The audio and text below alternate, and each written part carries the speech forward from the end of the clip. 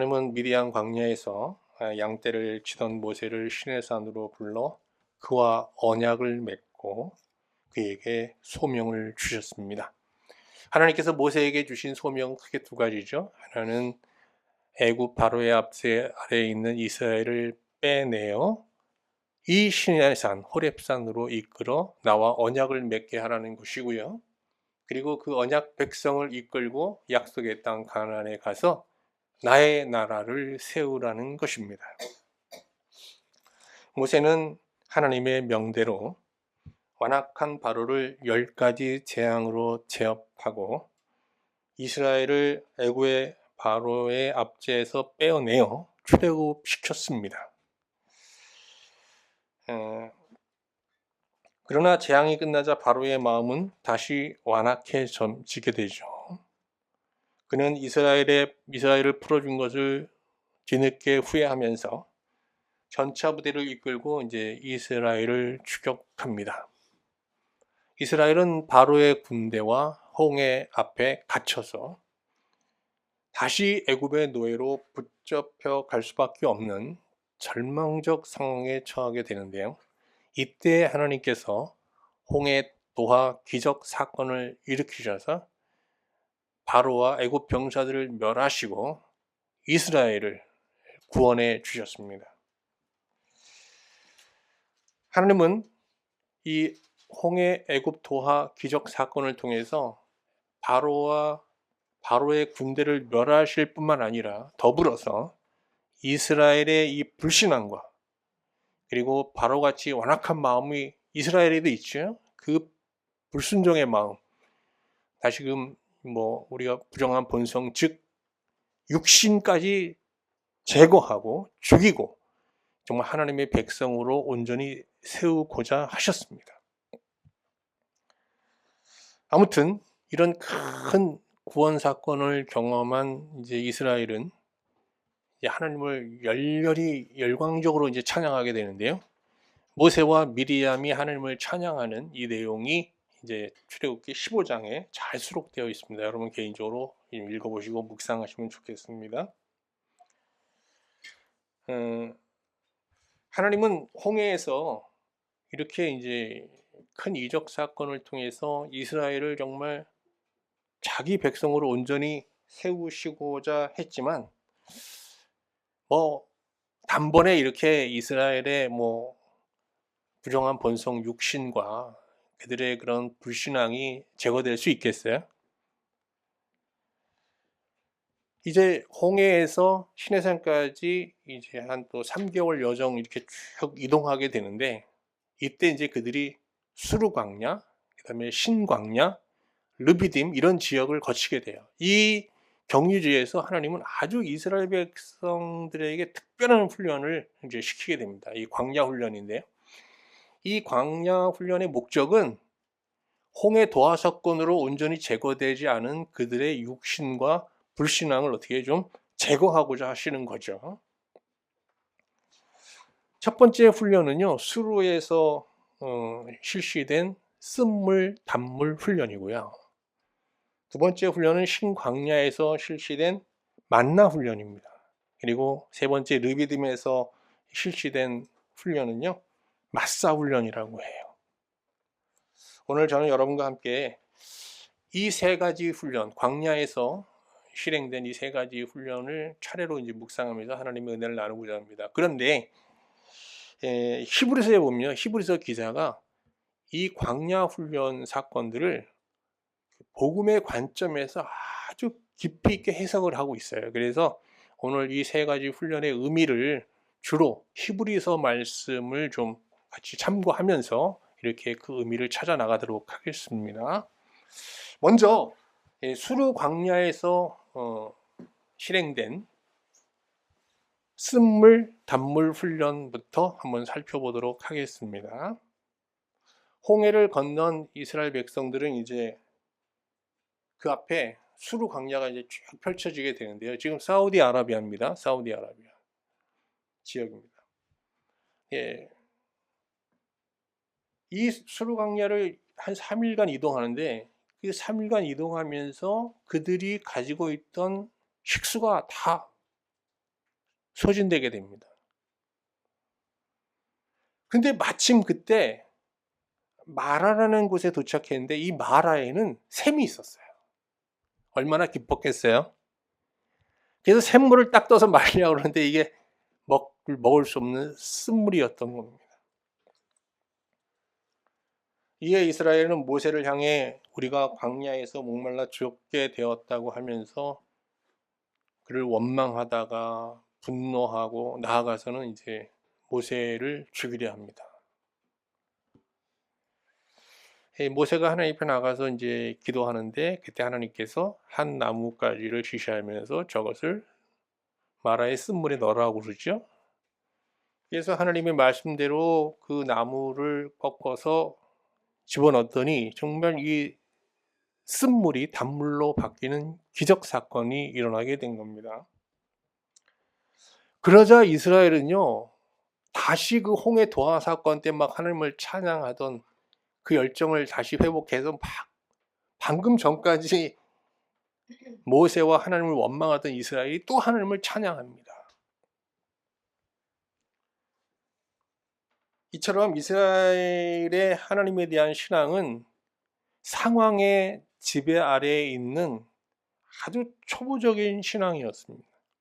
아니 근데 이거 초보적인 신앙이라고 할 수 있는 거예요? 이게 불신앙이에요. 여러분 생각에 어때요? 이거 신앙입니까? 불신앙입니까? 아니 어떻게 생각하세요? 불신앙이라고 봐야 되겠죠? 예.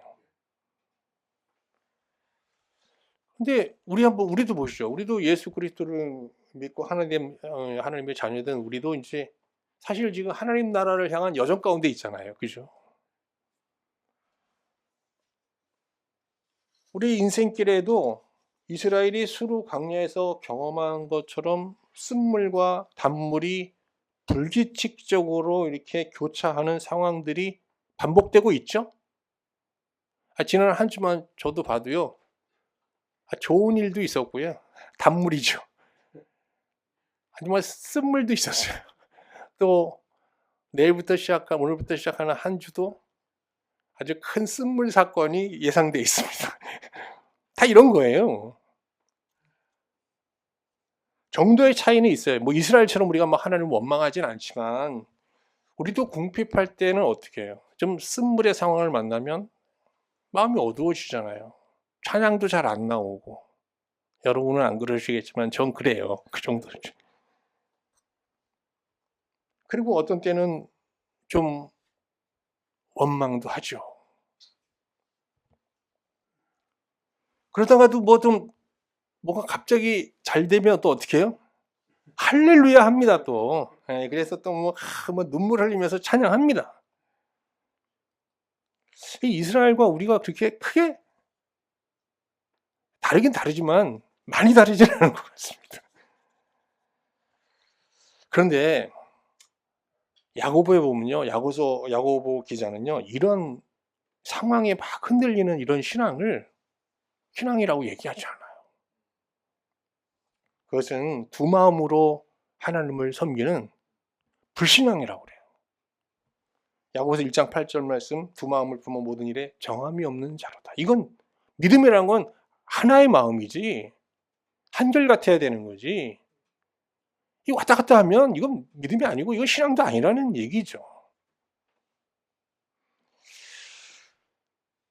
그래서 이제 뭐 히브리서 기자나 오늘 히브리서를 많이 이용하는데 히브리서 기자나 야고보서 기자나 똑같아요. 결국 이스라엘 백성들에게 하나님께서 원하시는 건 뭐였다? 상황에 흔들리는 두 마음이 아니라 어떤 상황에도 흔들리지 않는 한 마음, 즉 그걸 뭐라고 하냐? 믿음이라고 해요. 결국 하나님께서는 자기 백성들을 이렇게 광야에서 계속 훈련시키게 되는데 그 목적은 뭐예요? 그 상황에 흔들리는 두 마음을 어떻게 해요? 그 상황 앞에 어떤 상황에도 흔들리지 않는 하나의 마음, 믿음으로 바꾸시려고 하는 거거든요. 그러니까 쓴물을 단물로 바꾸는 기적 사건이 목적이 아니잖아요. 이 기적을 행하시면서 어떻게 하셨어요? 교훈을 줘야 될 거 아니에요. 그래서 이때 한 율례를 세우시게 됩니다. 이 율례. 모든 이 홍해 도하 사건 이후부터 모든 그 광야에서 이루어진 하나님의 그 기적 사건에는 반드시 율례가 붙어요. 따라와요. 그러니까 기적 자체가 목적이 아니라 기적을 통해 그 기적 사건을 통해서 우리에게 뭔가 주시는 교훈, 레슨이 있다는 거 아니에요. 그 율례 내용을 볼까요? 15장 26절인데요. 한번 보세요. 너희가 너희 하나님 여호와의 말을 들어 순종하고 내가 보기에 의를 행하며 내 계명에 귀를 기울이며 내 모든 규례를 지키면, 그 다음에 잘 보세요. 내가 애굽 사람에게 내린 질병 중 하나도 너희에게 내리지 아니하리니 나는 너희를 치료하는 여호와임이라 그랬어요. 여기 갑자기 하나님께서 자기를 치료하는 하나님으로 계시합니다. 내 말을 잘 지키면, 내 계명을 잘 지키면 내가 너희들을 모든 질병으로부터 지켜주겠다는 얘기예요. 여러분, 고대 사회에는 전염병이라는 게 제일 무서운 거잖아요. 여기서 병은 전염병이거든요. 애굽에 살면서 많은 전염병을 경험한 거예요. 그런데 히브리인들은 전염병에 안 걸려서 어떻게 해요? 번성한 거예요. 숫자가 늘어난 거예요. 근데 이집트 사람들은 많이 전염병으로 많이 죽었거든요. 특히 이집트 때는요, 여러분, 로마 제국과는 비교도 안 될 만큼 성적으로 타락해 있었습니다. 근친상간도 많았고요. 그러니까 유아들이 많이 죽었거든요. 그런 일이 일어나지 않게 하겠다는 거예요. 근데 이 현대 이제 의학이 발전하면서 이 레위기 이제 이 하나님 말씀을 다시 보게 됐잖아요. 이 말씀에 대한 의미가 뭔지 이제서야 깨닫게 된 거예요, 사실은. 고대 사람들은 몰라요, 이 말의 의미를. 하나님께서 이렇게 그들에게 주신 계명은 십계명만이 아니에요. 이 광야에서 집단으로 지금 이동하고 있잖아요. 공동생활을 하고 있잖아요. 이때 지켜야 될 여러 가지 생활 수칙을 다 세세하게 말씀하시거든요. 그게 어디 있어요? 어느 책에 기록되어 있습니까? 레위기에 있잖아요. 레위기엔 제사법과 함께 뭐가 있냐? 생활 속에서 지켜야 될 다양한 위생법, 공중위생법이 나와 있어요. 근데 이게 지금 현대 의학의 관점에서 보면요, 아주 고등한 수준의 위생법이에요. 그러니까 그 위생법을 그대로 지키면 어떻게 되겠어요? 전염병이 안 걸리는 거예요. 이 소름 돋지 않으세요? 대표적인 게 뭡니까? 부정한 거 만지지 말라는 거예요. 그리고 어떻게 해요? 그 가축을 도륙해서 이렇게 먹을 때도 어떻게 해요? 부패하기 쉬운 건 다 어떻게 해요? 먹지 말고 어떻게 해요? 태우라는 거잖아요. 그리고 피를 먹지 말고. 그리고 주검 같은 시체를 만들면 어떻게 해요? 손을 뭐로 씻어야 돼요? 재로 씻어야 되잖아요. 근데 이게 여러분, 재가요, 이게 엄청난 또 소독제잖아요. 등등등등. 그래가지고 이제 그 뭐 현대 위생학을 전공한 전문가들이 이 레위기를 보고 깜짝 놀란다는 거예요. 아니, 이 고대 시대에 어떻게 이런 위생법을 어떻게 이렇게 지킬 수 있었냐, 이스라엘이. 그들이 경험으로, 노하우로 한 게 아니라 뭐예요?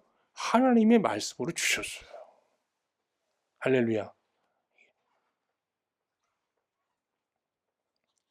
자, 다시 돌아와서, 그러면 수로 광야에서 이렇게 하나님께서는 단물 기적을 행하시면서 한 율례를 세웠잖아요. 여기서 중요한 건 내 말을 잘 들으라는 거예요. 뭐 쓴물의 상황이 오든 단물의 상황이 오든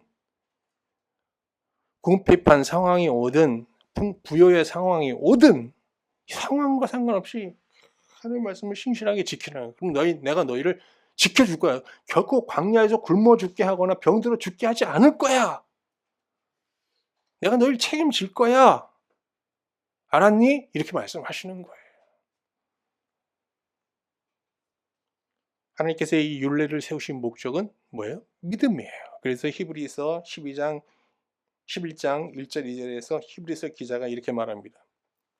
믿음은 바라는 것들의 실상이요 보이지 않는 것들의 증거니 선지자들이 이로써 증거를 얻었다. 믿음은 뭐냐? 보이는 상황에 좌우되지 않는 거라는 거예요. 할렐루야.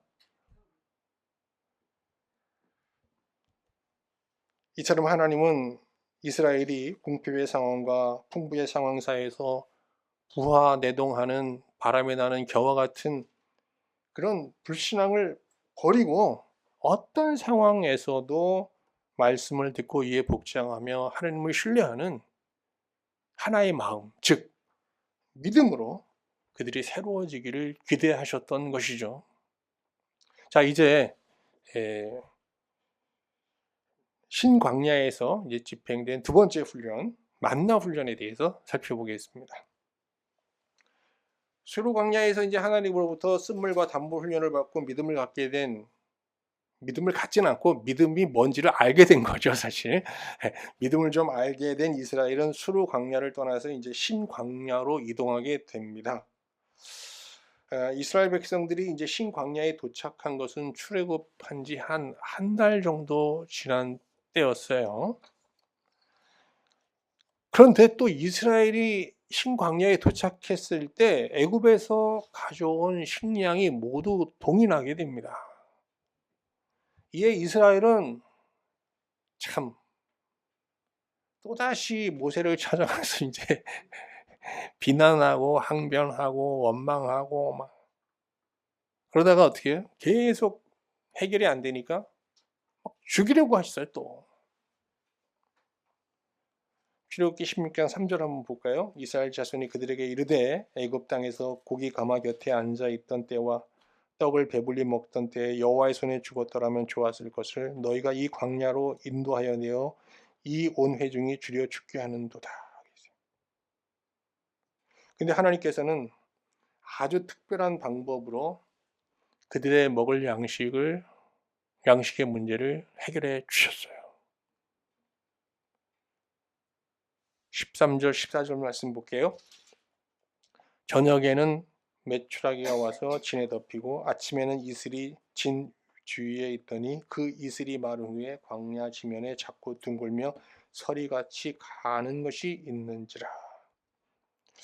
메추라기는 계절풍을 타고 북아프리카에서 지금 그들이 머물고 있는 이 사우디아라비아 이 신광야를 이렇게 지나서 팔레스타인 그리고 저 시리아까지 이렇게 쭉 이동하는 철새입니다. 봄에 이 북아프리카에서 이제 팔레스타인 지역 방향을 향해 날아가는데요. 이때 이제 이 사우디아라비아를 지나서 팔레스타인을 향해 가는 이 철새를 하나님께서 죽이신 거예요. 그게 그러니까 신광야에 막 떨어져 버리는 겁니다. 이런 방식으로 이제 그들의 양식을 충족시켜 주셨고요. 또 하나는 만나인데요. 만나의 주 원료는 사막 내지 관목에 사는 연지벌레의 이제 분비물로 추측하고 있습니다. 연지벌레가 뭔지 아시죠? 그 선인장 같은 곳에 이렇게 껍질이 딱딱한 딱지벌레입니다. 지금도 이거 갈아서 염료로 쓰고 있거든요. 여러분 입에 바르는 이 뭐 립스틱 같은 거, 그다음에 이제 우유에 들어가 있는 색소 이런 게 다 거의 이 연지벌레를 갈아서 이렇게 이제 사용하는 것이라고 합니다. 연지벌레가 이제 관목 잎사귀에 분비물을 남기게 되면은 이것이 새벽 이슬과 융합이 돼서 당과 단백질 성분이 이제 함유된 액체가 돼요. 근데 이게 그 온도가 이렇게 쭉 내려가면 액체가 굳어서 이제 고체가 되는 거거든요, 새벽에. 그래서 이제 이스라엘 백성이 이거를 먹으면서 먹을 양식이 됐겠습니까? 뭐 그냥 생명을 부자할 수 있었던 거죠.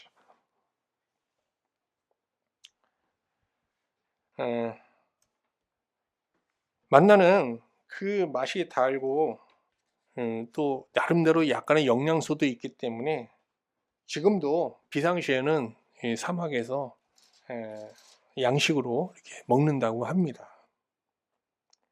하나님은 신광야에서 이게 굶주린 백성에게 이렇게 만나의 기적을 행하신 후에 또 하나의 율례를 세우셨어요. 이 율례가 중요해요. 한번 볼까요? 출애굽기 16장 16절인데요. 여호와께서 이같이 명령하시기를 너희 각 사람은 먹을 만큼만 이것을 거둘지니 곧 너희 사람 수요대로 한 사람이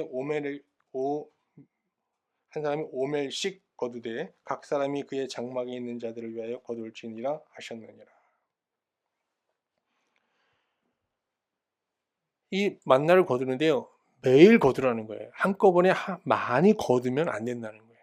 근데 또 이스라엘이 말을 안 들어요. 이것도 또 더 가져다 집에서 부패해서 막 벌레가 생깁니다. 이 교훈이 이 신광야에서 만나의 기적을 행하시면서 주신 이 교훈이 굉장히 중요한 것은 이게 이제 신약에서도 예수님의 가르침에 계속 이어지거든요. 그럼 뭔가 하면 신자는 오늘 필요한 영의 양식을 오늘 구하며 살아야 한다는 거예요. 어제의 은혜로 오늘의 영적 싸움에서 승리할 수 없다는 겁니다. 그래서 여기서 중요한 게 신앙의 단위가 매일 하루하루로 바뀌는 거예요.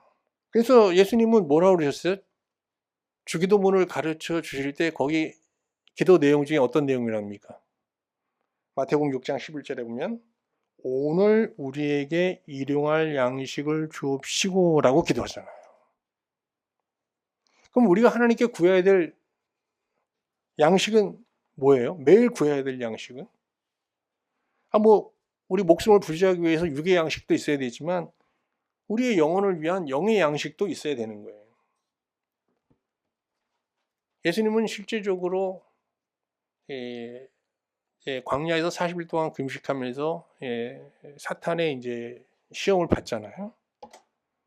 그때 뭐라고 그랬어요? 마태복음 4장 4절에서 사람이 떡으로만 살 것이 아니요 하나님의 입으로부터 나오는 모든 말씀으로 살아야 할 것이니라 라고 하시면서 우리에게 필요한 양식이 육의 양식과 더불어서 영의 양식이 필요함을 분명하게 이제 말씀하셨습니다.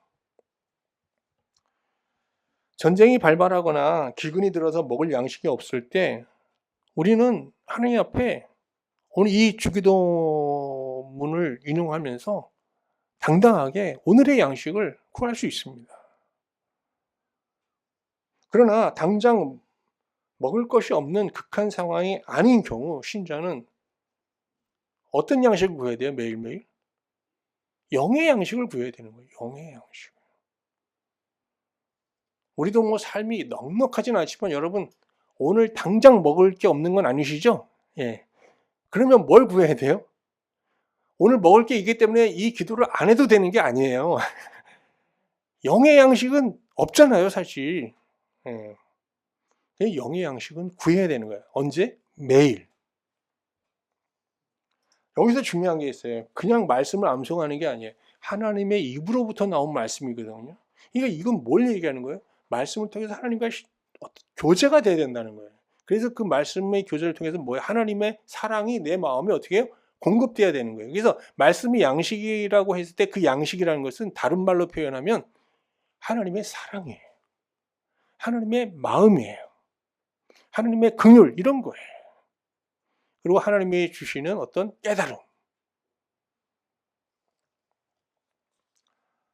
영적으로 우리가 사는 오늘이라는 이 시간은 사실 죄의 세력이 실제하잖아요.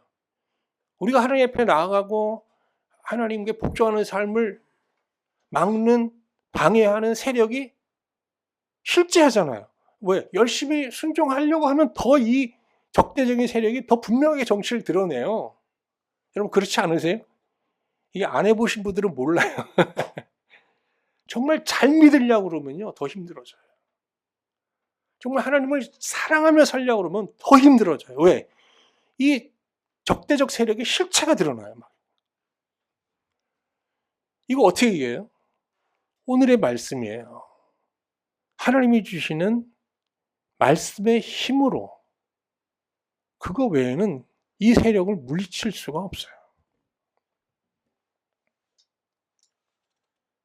자, 하나님께서 신광야에서 만나의 기적을 행하시면서 주신 교훈 뭐예요? 오늘의 영적 싸움, 어제의 은혜로, 과거의 은혜로 이길 수 없다. 오늘의 싸움은 뭐로요? 오늘의 양식으로 대응하며 살아야 된다. 아주 중요한 말씀을 하신 거예요. 그래서 우리의 간증이라는 게 참 중요해요, 신앙에서. 근데 왕년의 간증은 의미가 없습니다, 여러분. 저 왕년의 간증하면 여러분 감동적인 얘기 많아요. 근데 그거 오늘의 힘이 안 돼요. 오늘의 싸움은 오늘의 은혜로 이기는 거예요.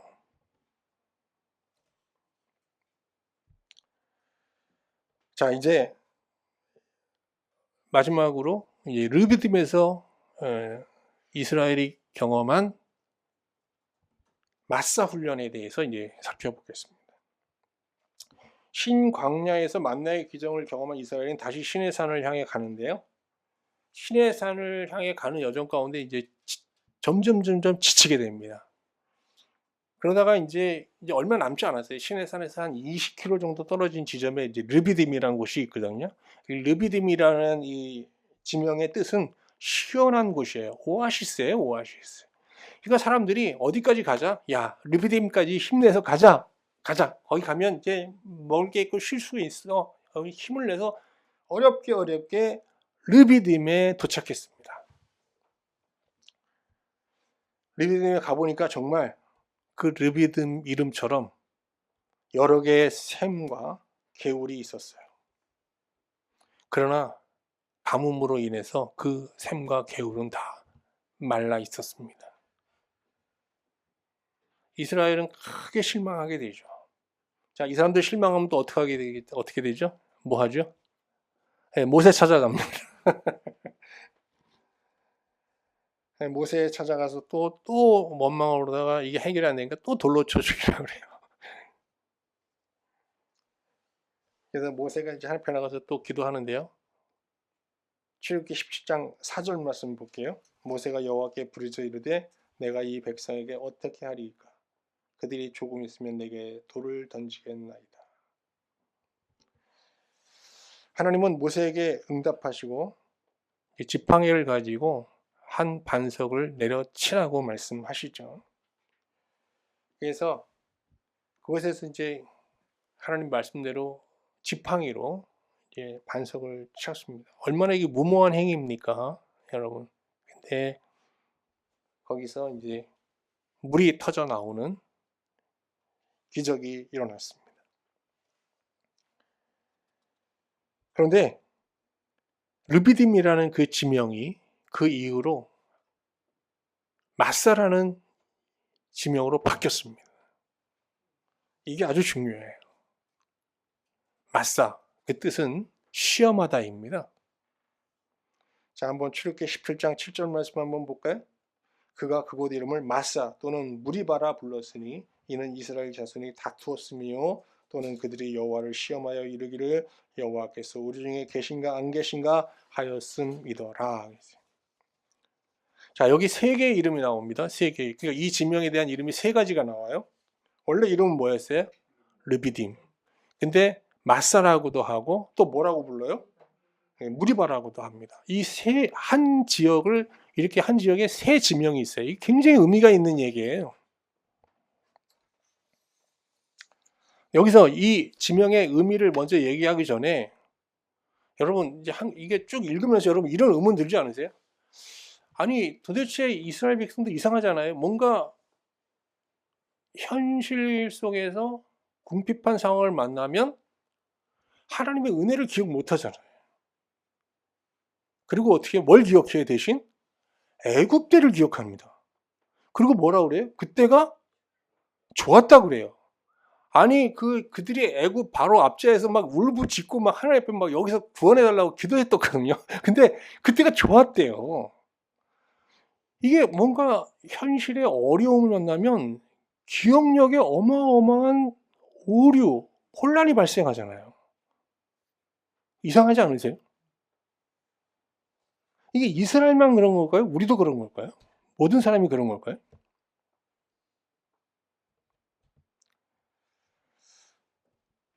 이 출애굽기를 읽으면서 꼭 깨달아야 됩니다. 오늘의 궁핍한 현실을 만나면요, 이 궁핍이 어마어마하게 일단은 우리에게는 크게 느껴집니다. 그 본래 궁핍의 크기보다 훨씬 크게 확대됩니다. 그러면서 홍해의 기적, 만나의 기적, 쓴물을 단물로 만든 단물의 기적 다 잊어버립니다.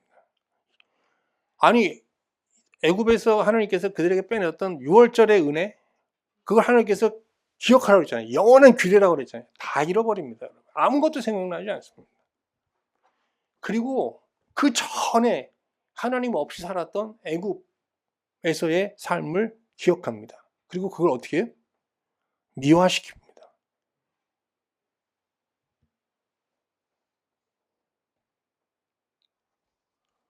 여러분도 그렇지 않으세요? 그런 적 없으세요? 이게 기억력이 이렇게 오류를 일으키는 이런 경험 해보신 적 없나요? 여러분, 우리가 누구와의 관계도 그래요. 그 사람과 뭔가 크게 불편해지잖아요. 이상해요. 그 사람이 나한테 베풀었던 거, 그 사람의 선의 기억납니까? 안 납니까? 안 납니다. 그리고 그 사람이 나한테 해를 입혔던 거, 내가 그 사람으로 인해 겪었던 어떤 불이익, 이게 어떻게 해요? 딱 드러납니다. 그리고 어떻게 해요? 끝내게 됩니다. 이렇게 인간의 기억력이라는 건요, 아주 간사합니다. 결국 신앙이라는 건 기억력의 싸움이거든요. 그래서 하나님께서 6월절 날 큰 구원을 베푸시면서 뭐라고 그랬어요? 기억하라는 거예요. 기념하라는 게 뭔가 하면요, 기억하라는 거예요. 기억. 언제까지? 영원히. 너희의 구원이 완성되는 그날까지 기억하라는 거예요. 그럼 우리가 기억해야 될 은혜는 뭐예요? 예수 그리스도의 십자가 은총을 통해서 우리가 받은 죄사함의 은혜, 하나님 앞에 값없이 하나님을 아버지라고 부르면서 하나님의 자녀로 살 수 있고 하늘의 소망을 갖고 살게 된 그 은혜, 그거 잊으면 안 되는 거예요. 잊으면 끝나는 거예요.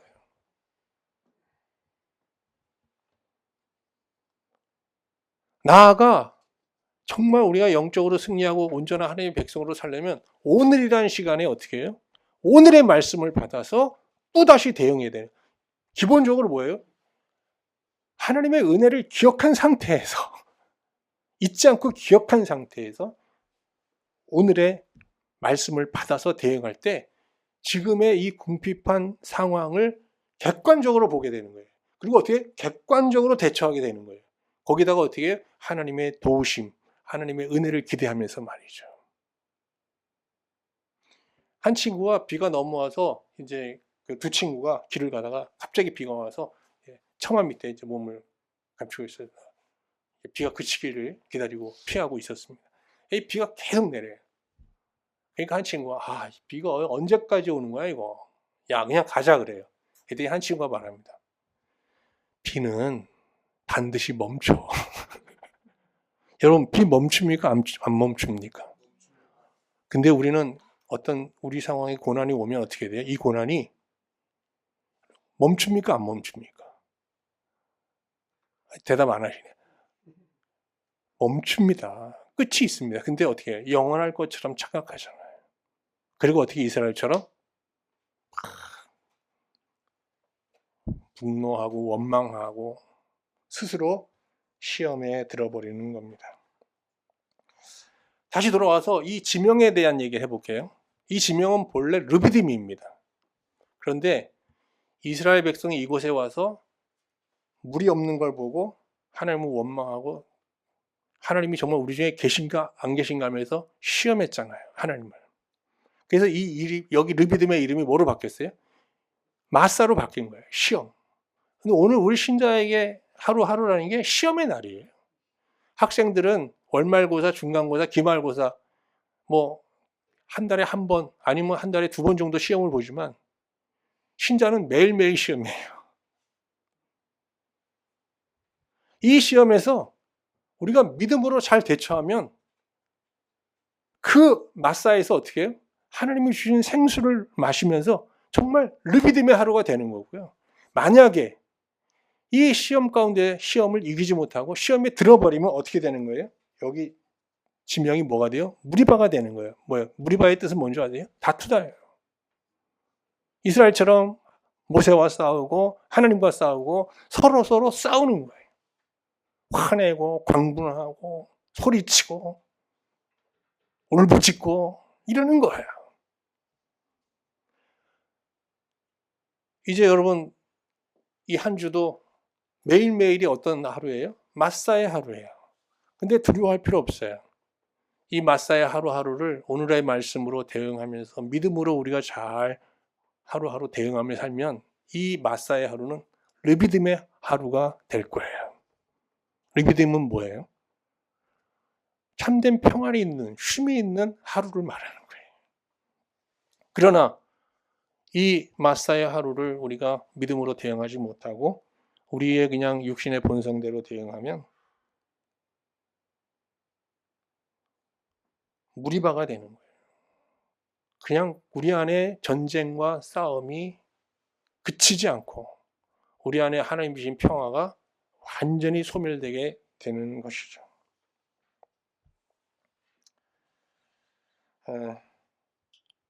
그런데 말이에요. 오늘 좀 설교가 깁니다. 계속 나옵니다. 르비딤에 이제 이렇게 샘물이 터졌다는 거를 듣자 아말렉이 갑자기 공격을 해옵니다. 아말렉이 이스라엘이 가진 걸 뭐 뺏으러 온 게 아니에요. 이스라엘이 뭐 가진 게 있겠어요. 물 때문에 공격한 거예요. 그러니까 그들이 지금 할렐루야 하면서 르비딤에서 누리는 그 복이 뭐가 된 거예요? 화가 된 거예요. 여기서 우리 사자성어 하나 생각나지 않으세요? 세옹지마라는 단어 생각나잖아요. 세옹지마. 세옹지마가 뭡니까? 세옹이 변방의 노인이잖아요. 지마는 뭐예요? 그 변방 노인의 말. 이 변방의 노인이 이 말 때문에 뭐 화와 복을 여러 번 경험하잖아요. 먼저 말이 잘 뭐 자기 집안에서 살고 있던 말이 없어지잖아요. 도망가서. 그래서 화를 경험합니다. 근데 그 말이 갑자기 돌아와요. 얼마나 좋았어요. 근데 아들이 그 말 타고 가다가 사고를 당하잖아요. 근데 화를 당한 거죠. 큰 화를 당한 거죠. 근데 전쟁이 났잖아요. 그래서 그 아들은 그 사고 때문에 징집 면제를 받잖아요. 인생이 이런 거라는 거죠. 아무튼 갑자기 그냥 할렐루야 하고 있는데 르비딤에서 이스라엘은 아멜렉의 공격을 받은 거예요. 처음 겪는 전쟁이에요. 이게 싸워본 적이 없어요. 누구하고. 근데 이때 잘 아시죠? 희한한 일이 일어난 거예요. 모세가 하나님께 손을 들고 있으면 이 전쟁에서 이스라엘이 이기고 손이 내려오면 또 이 아멜렉이 이스라엘을 뭐 어디 지배하고 이렇게 되는 거예요. 아무튼 종일 모세가 손을 들고 드는 이 수고를 통해서 이제 이스라엘이 아멜렉을 물리치고 승리하게 됩니다. 그러자 하나님께서는 이것을 또 기억하라고 그래요. 그러면서 거기에 제단을 쌓고 그 제단에 이름을 붙이는데 그 제단의 이름이 여러분 잘 아는 여호와 니시입니다. 여호와 니시의 뜻은 여호와는 나의 깃발이십니다. 그건 무슨 뜻이냐? 깃발이라는 게 승리잖아요. 여호와는 저의 승리의 근원이십니다. 제가 승리한 것은 하나님으로 인한 것입니다. 이런 고백이에요. 근데 우리가 이제 모세가 이 팔을 든 행위를 보통 많이 기도로 생각했잖아요. 그래서 뭐 기도해야 된다. 근데 여러분 제가 이렇게 얘기하면 굉장히 신앙이 없는 목사처럼 생각할지 모르지만 여러분 영적 싸움에서 기도만 하고 계시면 안 됩니다. 그래갖고는 결코 승리할 수 없어요. 여기서 손을 드는 건 기도 그 이상의 의미가 있어요. 기도하지 말라는 게 절대 아닙니다, 여러분. 기도만 하면 안 된다는 얘기예요. 기도 이상의 무엇을 해야 된다는 거예요. 출애굽기 17장 16절 쉬운 성경으로 한번 볼게요. 아주 중요한 얘기가 나옵니다. 내가 여호와의 깃발 위에 손을 들면 여호와께서는 영원토록 아멜렉 사람과 싸우실 것이다 그랬거든요. 손을 들었는데 어디를 향해서 손을 들었어요? 그 싸울 때 하나님이 일하시고 있는 것을 보면서 손을 향한 거예요. 이것은 이스라엘 향해서 손을 든 게 아니고 아멜렉을 향해서 손을 든 게 아니에요. 그 손의 방향은 어디를 향하고 있었냐? 그 싸움에 함께 하시고 친히 이스라엘을 대신하여 싸우시는 하나님을 향하고 있었던 거예요. 무슨 얘기인가 하면 우리는 승리의 이 근원이 하나님께 있고 이 싸움의 주체는 하나님이신다는 걸 고백하면서 하나님을 전심으로 의지하면서 우리에게 주어진 영적 싸움에 임해야 된다는 거예요. 내 기도의 시간, 내 믿음의 어떤 크기, 내 어떤 영적 경험 이런 거 아니에요. 이해가 되시죠? 40일 금식 기도해서 이기겠다. 이런 거 하면 안 되는 거예요.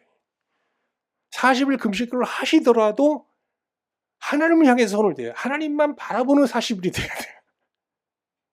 40일 금식 기도해서 승리했다. 내가 40일 금식 기도해서 승리한 게 아니에요. 뭐예요? 하나님이 승리케 하신 거예요. 40일 동안 내가 하나님을 난 한 게 뭐예요? 바라본 것밖에 없다. 이렇게 고백해야 되는 거예요. 자, 이제 말씀 마치겠습니다. 오늘 말씀 보면서 여러분 어떤 생각 드셨어요? 저는 좀 깜짝 놀랐어요. 오늘 이게 우리가 본문에서 본 이 수르 광야, 신광야, 르비딤이 저 사우디아라비아에 있는 어떤 특정한 장소에 있는 광야, 특정한 장소에 있는 오아시스라고 생각했었는데 그게 아니라 말씀을 보니까 지금 우리가 살고 있는 이 세상이네, 이게 바로? 여러분 그런 생각 드시죠? 우리가 몸담고 있는 이 세상은 쓴물과 단물이 불규칙하게 반복되는 수르 광야 같은 세상 아닌가요? 그렇죠. 그리고 신광야에 그들이 먹을 게 없었잖아요. 우리 사실 먹을 양식은 있어요. 그런데 우리의 정말 영적인 굶주림을 채워줄 이 세상에 어떤 양식도 없잖아요. 해외여행 많이 갔다 온다고 여러분 마음에 정말 배부름과 만족함이 오세요? 좋은 음식 먹었다고?